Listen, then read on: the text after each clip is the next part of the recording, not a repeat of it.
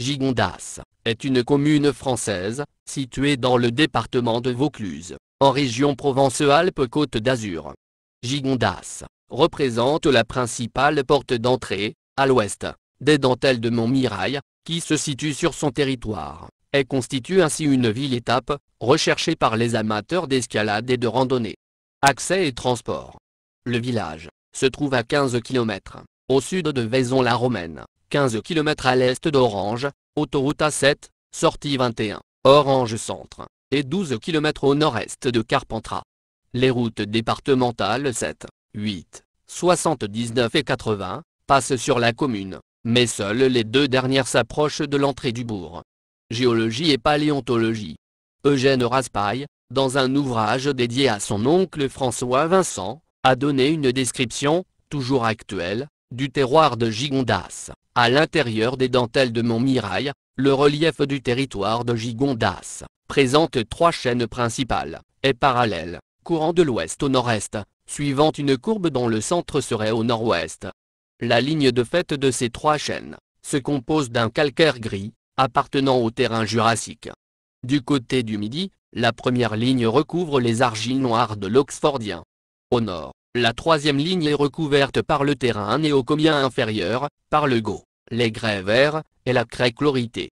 Les deux vallées intermédiaires, Col d'Assaut, la Buissière, appartiennent exclusivement au terrain néocomien inférieur.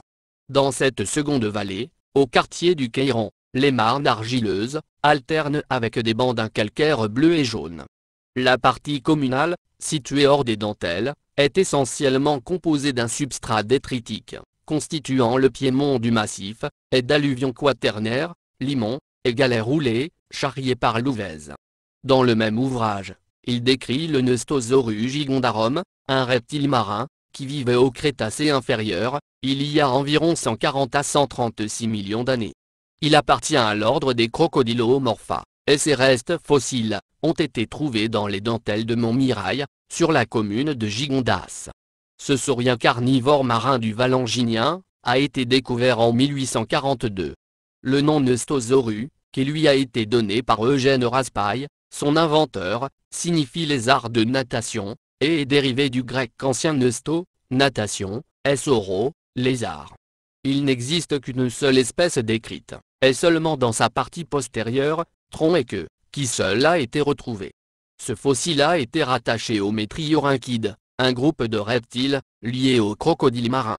En 2009, Lyon et Andrade, dans une nouvelle étude sur le Géosaurus, et la validité des espèces regroupées dans ce genre, ont conclu que Neustosaurus serait le synonyme plus ancien de Cricosaurus. Sismicité. Les cantons de Beaunieu, Apt, Cadenet, Cavaillon, et Pertuis, sont classés en zone IB, risque faible. Tous les autres cantons du département de Vaucluse sont classés en zone IA, risque très faible. Ce zonage correspond à une sismicité ne se traduisant qu'exceptionnellement, par la destruction de bâtiments. Histoire. Antiquité. Si la colonisation romaine fut effective à Gigondas, comme les fouilles ou les déterrements accidentels par labourage de tombeaux en plomb pour incinération, d'urnes lacrymatoires, de statuettes, de lampes, de tuiles plates, etc., le prouvent, les vestiges archéologiques, ayant trait à la vigne, ou au vin, sont rares. Seule une tête de Bacchus a été mise à jour, en 1866, par Eugène Raspail, le neveu de François Vincent Raspail, sur les terres de son château Raspail. Au Moyen-Âge, vers 1120, Rostand III, évêque de Vaison, donna à son église cathédrale, immense, qui comprenait une vigne, sise à Gigondas, près de Louvèze. Il le fait en ces termes: Petrovero Alberto Gigandati, provinac cita, et juxtaviam publicam et inter. Autam, episcopalem, effluvium ovic solidi ordo dedi. C'est l'acte le plus ancien confirmant l'existence d'un vignoble sur ce terroir. Il faut attendre le XIVe siècle pour connaître l'évolution de ce vignoble, fief des princes d'Orange. Un de ceux-ci, Raymond V des Baux, en juillet 1341, tout en se réservant les droits de haute et basse justice, accorda aux Gigondassiens certaines libertés, contre un droit de 21, sur le vin de ce terroir, pendant 7 ans. En 1376, au lieu dit les Bosquets, les registres notariaux indiquent l'existence de vina culta, puis ceux des notaires d'Oussan, dans un acte daté de l'an 1380, font état de vignes, qui couvraient un territoire, descendant de la chapelle Notre-Dame des Palières, jusqu'à Louvèze. Renaissance. Tout au long du XVe siècle, les mêmes registres indiquent que le vignoble s'étendait alors des Garrigues, au Trignon, en passant par la Baumette, et la coste de Saint-Cosme. Au siècle suivant, la communauté rédigea ses statuts et les approuva le 14 novembre 1591. L'article 45 intitulé de ceux qui vendent du vin en gros qu'ils en vendent aux autres habitants, indique avec précision les conditions de ce négoce. Toute personne, qui voudra vendre du vin en gros, aux étrangers, sera tenue de vendre aux habitants du dit lieu, à quart ou à pichet, pour le prix qu'ils l'auront vendu, aux dits étrangers, à peine y contrevenant, de payer, pour chaque personne et fois 12 deniers, et qui aura du vin à vendre, et le vendra aux habitants en gros, sera tenu de le vendre à tous habitants, à quart ou à pichet, pour remplir ses tonneaux, au prix qu'il l'aura vendu en gros pour rouiller les dites tonneaux, à peine de contravention pour le regard des habitants de payer de sol applicable. L'année suivante, cet article fut repris en faisant, cette fois, expressément mention du vin blanc. C'est un des rares textes faisant mention de ce type de vin, sur le terroir gigondassien. Époque moderne. Le 12 août 1793 fut créé le département de Vaucluse, constitué des districts d'Avignon et de Carpentras, mais aussi de ceux d'Apt et d'Orange, qui appartenaient aux Bouches-du-Rhône, ainsi que du canton de Sault, qui appartenait aux Basses-Alpes. Même si Jean-Joseph Expiy note que la commune est fertile en vin, le XVIIIe siècle marqua une mutation importante dans les cultures. De plus en plus d'habitants délaissèrent la vigne pour se consacrer à la culture de l'olivier et du mûrier. Ce qui n'empêcha point de proclamer le ban des vendanges, sur tout le territoire de la commune. Un acte communal, daté de 1771, décréta d'ailleurs que tout contrevenant à cette interdiction, serait passible d'une amende de 5 livres. Château Raspail, à Gigondas. Ce fut la famille Raspail, et plus particulièrement Eugène, qui prit sa retraite politique à Gigondas, qui relança la viticulture sur place. Au cours de l'année 1861, il fit l'acquisition du domaine des Bosquets, revalorisa les 37 hectares déjà existants, en fit planter 9 autres, l'année suivante, puis 26 les années qui suivirent. Par héritage paternel, il reçut le domaine du Colombier qu'il transforma en château Raspail tout en valorisant son vignoble. Dès 1864, la production de ces domaines fut telle qu'il put l'expédier, par le port de Roquemaure-sur-le-Rhône, à des négociants de Valence, Lyon, Saint-Étienne, et Paris, qui la lui avait acheté sur la base de 16,50 l'hectolitre. Des résultats assez probants pour qu'il reçût, en dépit de ses idées républicaines, et avec l'aval de Napoléon III, une prime d'honneur pour son exploitation. Fier de ces résultats, le savant vigneron put noter « les vins de Gigondas ». Les vins de Gigondas doivent à leur proportion d'alcool une valeur qui les fait rechercher.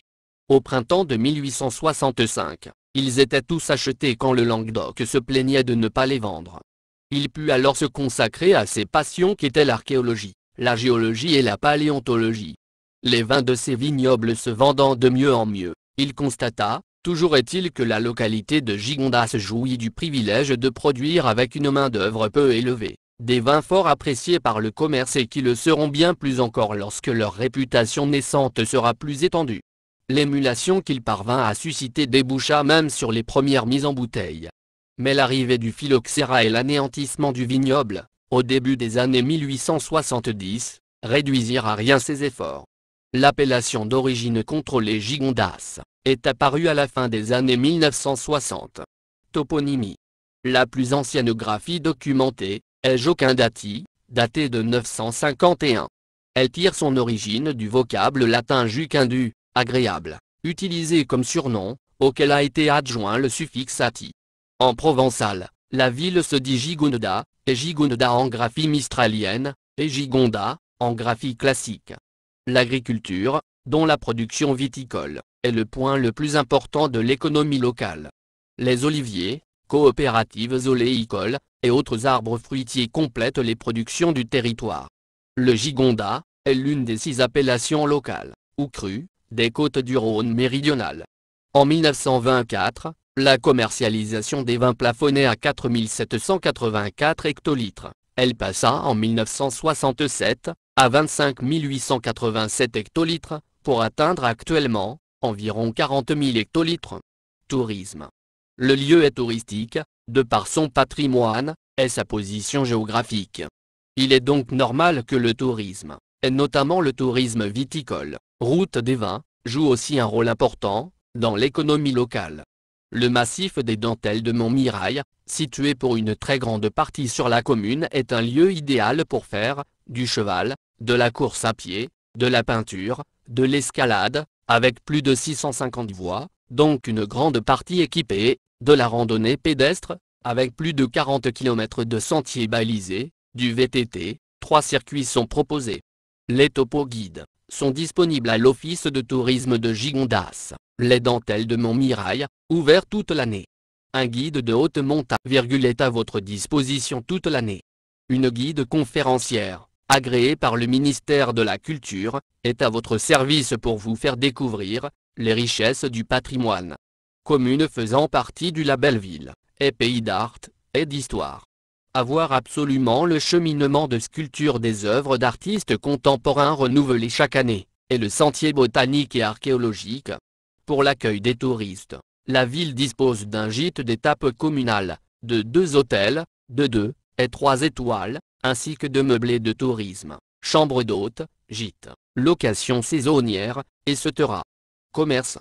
Le bar-restaurant à l'ombre des Dentelles a ouvert en mai 2018, bar de délégation de services publics. Il a été le projet de la commune, pour faire revivre l'esprit de village, et améliorer l'accueil de tous les visiteurs.